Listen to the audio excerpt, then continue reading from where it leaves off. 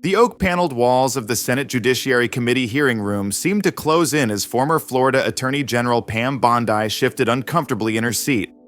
The air conditioning hummed quietly, but beads of sweat had begun to form at her temples. For the past hour, she had sailed through questioning from friendly Republican senators about voting rights legislation, her area of expertise, and the reason she'd been invited to testify.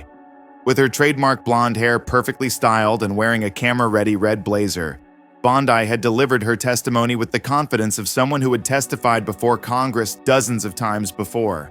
As a conservative legal analyst and former state attorney general, she had built her career on projecting unshakable certainty. "Thank you, Senator Cruz," Committee Chairman Dick Durbin said, checking the time. "Senator Warnock, you have 15 minutes for questioning." The room shifted its attention to the freshman senator from Georgia, a man whose soft-spoken demeanor belied his formidable intellect. Reverend Raphael Warnock adjusted his glasses and leaned toward the microphone. His expression was thoughtful, almost pastoral, a reminder of his day job as senior pastor of Atlanta's historic Ebenezer Baptist Church, once led by Martin Luther King Jr. "Thank you, Mr. Chairman," Warnock began in his distinctive baritone. "Ms. Bondi, I appreciate your willingness to appear before the committee today." He paused, studying the papers in front of him. The C-SPAN cameras zoomed in on his face, capturing the intensity in his eyes that contrasted with his gentle tone. "In your opening statement, you mentioned that voter ID laws are essential to maintaining election integrity and preventing fraud. Is that a fair characterization of your position?" Bondi nodded confidently. "Yes, Senator. I believe voter ID laws are common-sense measures that ensure only eligible citizens cast ballots. Most Americans support such requirements." Warnock nodded slowly, almost imperceptibly. Those familiar with his preaching style recognized this as his setup, the careful groundwork before a powerful message. "And you've stated that these laws do not suppress minority votes or create undue hardships, correct?" "That's correct," Bondi replied, her voice firm. "The narrative that voter ID laws suppress minority turnout has been debunked repeatedly. In states that have implemented these laws, we've actually seen increased minority participation in many cases." Warnock opened a folder in front of him and removed a single sheet of paper. The room grew silent as he studied it momentarily. No one, not even Bondi, could have predicted the question that would follow, or how it would unravel her carefully constructed testimony in a matter of seconds. "Ms. Bondi, can you tell this committee how many documented cases of in-person voter fraud have been prosecuted in Florida during your 8 years as Attorney General?" The question hung in the air for a moment. Bondi's smile froze slightly as the cameras focused on her face. She had come prepared for theoretical debates about voting rights, for partisan talking points about election security. But this was different. A specific, factual question about her own record from someone who had clearly done his homework. "Well, Senator, Florida has been at the forefront of election integrity measures." "I apologize for interrupting," Warnock said gently, "but my question was very specific. As Florida's top law enforcement officer for 8 years, how many cases of the type of in-person voter fraud that ID laws would prevent did your office successfully prosecute?" The room fell completely silent as everyone present realized a crucial moment was unfolding, one that would be replayed on news broadcasts and shared millions of times on social media within hours. Before we see how Pam Bondi responds to this unexpected challenge, don't forget to like this video and subscribe to our channel. Turn on notifications so you never miss our in-depth analysis of the pivotal political moments that mainstream media often glosses over. Now, let's get back to this stunning congressional confrontation that completely changed the national conversation about voting rights. Pam Bondi had built her national reputation as Florida's Attorney General from 2011 to 2019. The first female AG in Florida's history, she had become known for her tough-on-crime stance and her fierce advocacy for conservative legal positions. After leaving office, she had served as a special advisor to President Trump, defended him during his first impeachment trial, and become a regular commentator on conservative media outlets. Her telegenic appearance and confident delivery had made her one of the most recognizable conservative legal voices in America. In recent months, she had emerged as one of the leading voices defending new voting laws being enacted in Republican-controlled states across the country. On countless cable news appearances, she had dismissed concerns about voter suppression as partisan hysteria and insisted that stricter voting requirements were necessary to maintain election integrity. Her invitation to testify before the Senate Judiciary Committee had been seen as a chance to cement her position as a leading conservative legal mind. Senator Raphael Warnock represented something very different. His election in 2021 had been historic. Georgia's first black senator, a pastor who now occupied the pulpit once held by Martin Luther King Jr. His campaign had been built on themes of justice, compassion, and expanding access to democracy. As someone who had led voter registration drives for decades, the issue of voting rights wasn't abstract political theory to him. It was the lived reality of his congregation and community. When Warnock had joined the EG's Judiciary Committee, many had expected fiery confrontations. Instead, his questioning style had proven to be methodical, precise, and devastatingly effective, precisely because of its calm delivery. He didn't need to raise his voice to make powerful points, a skill honed through years of preaching. Now, as Bondi struggled to formulate an answer to his straightforward question, the fundamental difference in their approaches to public service was becoming clear to everyone watching. This wasn't just about partisan politics. It was about whether public policy should be based on documented facts or convenient narratives. "Senator," Bondi finally responded, "I don't have the exact number at my fingertips. But the issue isn't how many cases were prosecuted. It's about preventing fraud before it occurs. Voter ID creates a deterrent effect." Warnock nodded patiently. "I understand the deterrence argument, but surely as the state's top prosecutor for 8 years, you tracked the prosecution of election crimes. Was it hundreds of cases? Dozens? Even just a handful?" Bondi's expression tightened. "My office prosecuted various election law violations during my tenure, Senator. I'd be happy to provide the committee with those statistics after the hearing." "I appreciate that offer," Warnock said, his tone remaining respectful but persistent. "But I've actually taken the liberty of researching this question before today's hearing. According to Florida's own Division of Elections records, during your 8 years as Attorney General, there were exactly 3 prosecuted cases of in-person voter impersonation, the specific type of fraud that voter ID laws claim to prevent. 3 cases out of approximately 30 million votes cast in your state during that time. Does that sound accurate?" The hearing room stirred. Several journalists straightened in their seats, suddenly typing furiously on their laptops. A ripple of whispers spread through the gallery as the implications of this statistic became clear. Bondi's legal training kicked in as she recognized the trap that had been laid. "Senator, I can't confirm that specific number without reviewing the records, but focusing on prosecution numbers misses the larger point about election integrity." "If I may," Warnock interjected gently, "I'd like to enter into the record this report from Florida's Division of Elections, which confirms these statistics." He handed a document to the committee clerk. The report also notes that none of these 3 cases would have been prevented by the stricter ID requirements you're advocating for today, as they involved other issues. The room fell silent again as the implications sank in. Bondi had spent the last hour testifying about the critical necessity of laws that would address a problem that, by her own state's records, barely existed. "Ms. Bondi," Warnock continued, his voice still measured but carrying a moral weight that commanded attention, "I'd like to shift focus slightly.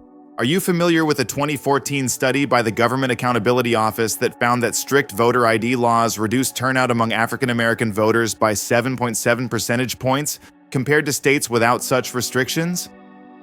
Bondi's discomfort was now visible. "I'm not familiar with that specific study, Senator, but I would question its methodology. Other studies have shown different results." "I see." Warnock nodded. "What about the 2020 University of Wisconsin study that found that approximately 9% of registered voters in that state lacked qualifying ID under their new voter ID law, with that percentage rising to 25% among African American voters? Are you familiar with that research?" "Again, Senator, I haven't reviewed that particular study," Bondi replied, her confidence clearly shaken. Warnock removed his glasses, his expression thoughtful. "Ms. Bondi, I'm trying to understand the foundation for your testimony today. You've advocated for laws that would make it harder for millions of Americans to vote in order to prevent a type of fraud that your own office prosecuted just 3 times in 8 years. Meanwhile, you seem unfamiliar with peer-reviewed research showing these laws disproportionately impact minority voters. He leaned forward slightly. So my question is this. As Florida's former top law enforcement officer, can you name a single criminal justice policy you would implement to address any other crime that occurs 3 times out of 30 million instances, especially if that policy would negatively impact the constitutional rights of hundreds of thousands of citizens? The question landed like a thunderbolt. Several committee members looked up from their papers, suddenly engaged. Senator Cruz shifted uncomfortably. Chairman Durbin raised an eyebrow. This wasn't the technical legal debate they had expected. It was a fundamental challenge to the entire premise of voter ID laws, framed in terms that made the abstract concrete. Bondi, a skilled attorney who had argued hundreds of cases, found herself in the rare position of having no effective response. The question had exposed the fundamental contradiction in her position, that she was advocating restrictions that would affect millions to solve a problem that barely existed by her own state's records. "Senator," she finally said, her voice noticeably less confident, "election integrity isn't just about prosecutions, it's about public confidence in our democratic system." "I couldn't agree more about the importance of public confidence," Warnock nodded. "But doesn't that confidence rely on public officials accurately representing the facts? When you and others repeatedly claim widespread fraud that your own office couldn't find evidence of, doesn't that itself undermine public confidence?" The hearing room was completely silent now. Even senators who had been checking their phones were fully engaged. This wasn't a partisan point-scoring exercise. It was a thoughtful deconstruction of a narrative that had dominated political discussion for months. "Let me approach this another way," Warnock continued when Bondi remained silent. "During your time as Attorney General, did your office conduct any studies on how many eligible Florida voters lacked the forms of ID required under your state's voter ID law?" "No, Senator, that wouldn't have fallen under my office's jurisdiction," Bondi replied, seeming relieved to have a straightforward answer. "I see. So your office tracked fraud cases, finding only 3 instances in 8 years, but never examined how many legitimate voters might be prevented from exercising their constitutional rights by these restrictions." "That's not exactly," Bondi began. "According to a study by the Brennan Center," Warnock continued, "approximately 21 million Americans lack the type of government-issued photo ID required by strict voter ID laws, with that number disproportionately including elderly, low-income, and minority voters. In Florida specifically, before you left office, approximately 1.7 million eligible voters lacked such ID. Does that figure concern you?" Bondi's expression had transformed from confident to defensive. "Senator, those who lack ID can obtain free identification cards in most states with these requirements." "Yes, I'm familiar with that argument," Warnock nodded. "But as someone who has worked in poor communities for decades, I can tell you that free ID isn't actually free when you factor in transportation costs, time off work, and obtaining underlying documents like birth certificates that many Americans don't readily have access to. Did your office ever analyze these practical barriers before advocating for these restrictions?" When Bondi didn't immediately respond, Warnock continued, his tone still conversational, but increasingly pointed. "Let me ask you something more fundamental, Ms. Bondi. The right to vote is protected by the Constitution. It's not just any right. It's the right that preserves all other rights in our democracy. Would you agree with that premise?" "Of course." Bondi nodded, seeing an opportunity to return to more comfortable rhetorical ground. "And ensuring the integrity of that right is paramount." "I agree completely," Warnock said. "So given the fundamental nature of this right, shouldn't any restriction on it meet the highest possible standard of necessity? Shouldn't you, as a former law enforcement official advocating for such restrictions, be able to demonstrate with clear evidence that the problem you're trying to solve actually exists at a scale that justifies potentially disenfranchising millions of legitimate voters?" The question cut to the heart of the entire debate about voting restrictions. It wasn't partisan in the traditional sense. It was a challenge based on constitutional principles and empirical evidence that transcended typical political divisions. Bondi reached for her water glass, visibly buying time to compose a response. "Senator, I believe the evidence of potential fraud is sufficient to justify reasonable safeguards like voter ID. The right to vote includes the right to have legitimate votes counted without being diluted by fraudulent ones." "I understand that position," Warnock replied. "But that brings us back to my original question, which I notice you still haven't directly answered. Based on your own experience as Florida's Attorney General for 8 years, how many cases of the specific type of fraud that ID requirements would prevent did your office actually find? Was it more than the 3 documented in these official records?" The circular nature of the questioning had exposed the fundamental weakness in Bondi's position. She had no factual basis to contradict the official records from her own state, yet those records undermined the entire premise of her testimony. "I don't have different numbers to offer, Senator," she finally conceded. "But again, prosecution numbers don't tell the whole story." "Perhaps not," Warnock acknowledged. "But they tell an important part of the story, don't they?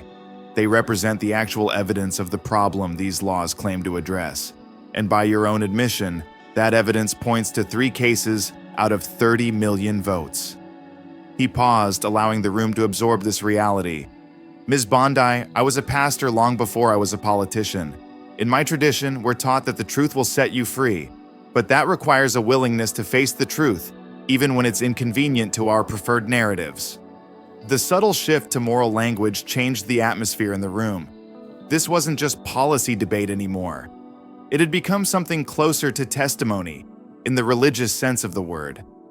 The truth here, based on your own state's records and your own testimony today, is that these laws would burden millions of legitimate voters to prevent a type of fraud that barely exists. That's not just bad policy. It raises profound moral questions about whose votes we value and whose participation in democracy we're willing to sacrifice. Senator Cruz attempted to intervene. "Mr. Chairman, I believe the senator from Georgia is editorializing rather than questioning the witness. I'm simply contextualizing the witness's own answers, or lack thereof," Warnock responded calmly. "But I'll conclude with a final question." He turned back to Bondi, who now appeared visibly uncomfortable. "Ms. Bondi, given what we've established today about the actual prevalence of voter fraud versus the number of legitimate voters who would be affected by these restrictions, can you look this committee in the eye and state under oath that the primary purpose of these laws is to prevent fraud rather than to suppress votes from communities that tend to vote for the opposing party?" The question was devastating precisely because it required Bondi to either maintain a position that the facts had already undermined or to admit the partisan motivation that critics had long alleged behind these laws. The cameras caught her frozen expression as she realized there was no good answer available. "Senator, I resent the implication that there are partisan motives behind election integrity measures," she finally said, her tone defensive. "These laws are about protecting every legal vote." "With respect, Ms. Bondi," Warnock said, his voice still gentle but unwavering. "That wasn't my question. My question was whether you can testify under oath that preventing the nearly non-existent crime of voter impersonation is worth potentially disenfranchising millions of legitimate voters who are disproportionately elderly, poor, and minorities." The hearing room held its collective breath, waiting for her answer. "I believe the balance struck by these laws is appropriate," Bondi said after a long pause, her voice noticeably less confident than when the hearing began. It wasn't really an answer to his question, and everyone in the room knew it. "Thank you for your testimony," Warnock said, allowing her non-answer to speak for itself. "I yield back, Mr. Chairman." As the committee moved on to the next questioner, the damage had been done. In less than 15 minutes, Senator Warnock had systematically dismantled the central justification for voter ID laws, using nothing but official records and logical questioning. He hadn't raised his voice or made partisan accusations. He had simply exposed the contradiction at the heart of Bondi's testimony. The impact was immediate. Within an hour, clips of the exchange had gone viral on social media. "Warnock exposes voter fraud" myth began trending on Twitter. News outlets scrambled to fact-check his claims about Florida's prosecution records, confirming that his numbers were accurate. Political analysts from across the spectrum acknowledged that something remarkable had just happened in that hearing room. "What we witnessed today wasn't partisan theater," said one CNN commentator. "It was a masterclass in evidence-based questioning that exposed a fundamental disconnect between the stated rationale for these voting laws and the factual reality." Even on Fox News, analysts struggled to spin the exchange. "Bondi wasn't prepared for such specific questions about her record," one commentator admitted. "She came with talking points, but Warnock came with facts." By evening, the exchange had become the lead story on most news broadcasts. "Former Florida AG stumped by voting rights question," read the CNN Chiron. "Warnock challenges voter fraud narrative with Florida's own data," said the headline on the New York Times website. Even local news stations in states considering similar voting restrictions were covering the story. For Pam Bondi, the hearing marked a rare public setback. She had entered that hearing room as one of the most articulate defenders of new voting restrictions. She left it with her credibility damaged, having been unable to provide evidence for the very problem she claimed these laws were designed to solve. Her scheduled appearances on cable news programs that evening were abruptly canceled. In a written statement released the following day, Bondi attempted damage control. Senator Warnock's questions focused narrowly on one type of election fraud, while ignoring broader integrity concerns.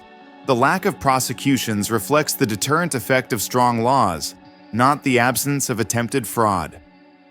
But even conservative commentators noted that this response failed to address the central point Warnock had made about the proportionality of the proposed restrictions. For Senator Warnock, the exchange cemented his reputation as one of the most effective questioners in Congress, despite his freshman status. What made his approach particularly powerful was that it wasn't based on partisan talking points or personal attacks. It was grounded in verifiable facts and moral reasoning. "Some have called what happened a gotcha moment," Warnock said in a brief press conference after the hearing. "But this isn't about embarrassing anyone. It's about having an honest conversation about voting rights based on facts, not fear. When laws that would prevent millions from voting are justified by claims of fraud, we have a responsibility to examine whether those claims are supported by evidence. Today's hearing suggested they are not." The exchange had far-reaching consequences beyond that single hearing. In state legislatures considering new voting restrictions, opponents began citing the Warnock questions, demanding to know exactly how many cases of in-person voter fraud had been documented in their states compared to the number of legitimate voters who would be affected by new ID requirements. Several Republican state senators in Pennsylvania and Michigan publicly expressed new reservations about voting bills they had previously supported.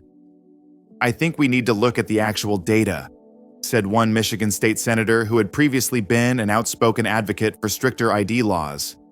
"If we're going to limit voting access, we need to be absolutely certain the problem we're addressing is real."